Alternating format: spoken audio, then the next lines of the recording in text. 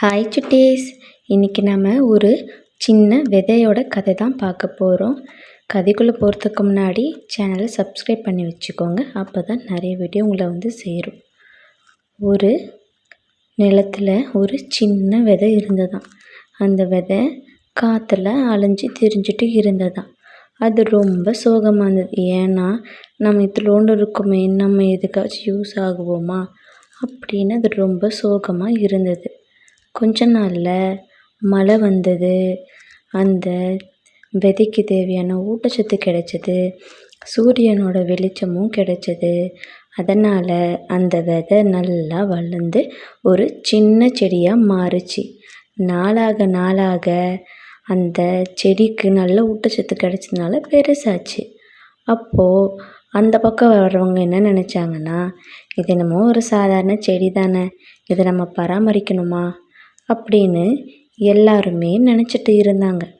ஆனால் அது கொஞ்சம் கொஞ்சமாக அது வளர்ந்து பெருசாகிக்கிட்டே இருந்தது. எத்தனையோ குட்டி பசங்களாம் வந்து அதுக்கிட்ட நின்று பார்த்துட்டு சாதாரண சின்ன செடி வேஸ்ட்டு அப்படின்னு நினச்சிட்டு போயிடுவாங்க.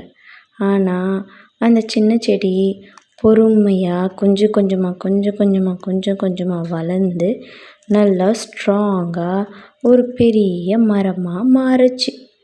அதில் கிளையெல்லாம் வர ஆரம்பிச்சிச்சு. மரத்தில் கிளை இருந்தால் அங்கே வந்துட்டு நிழலுக்காக பறவைகள்லாம் வரும்ல, அதே மாதிரி அங்கே பறவைகள் வந்தது.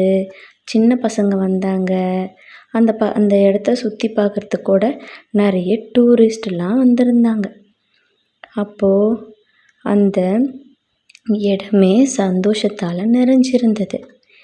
யாரும் இந்த சின்ன விதை இவ்வளோ பெரிய மரமாகி எல்லாத்துக்கும் உதவும், மழைக்கு காற்றுக்கெலாம் உதவும்னு யாரும் கொஞ்சம் கூட நினச்சி பார்க்கல. அப்போது அந்த மரம் தன்னோட பாஸ்ட்டை பற்றி நினச்சி பார்த்துச்சு. நம்ம ரொம்ப குட்டியாக இருந்தோன்னு ரொம்ப வருத்தப்பட்டோம்.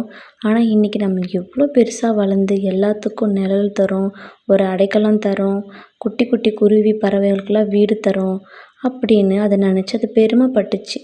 மரத்தை வளர்க்கணும், அப்போ தான் மழை கிடைக்கும்.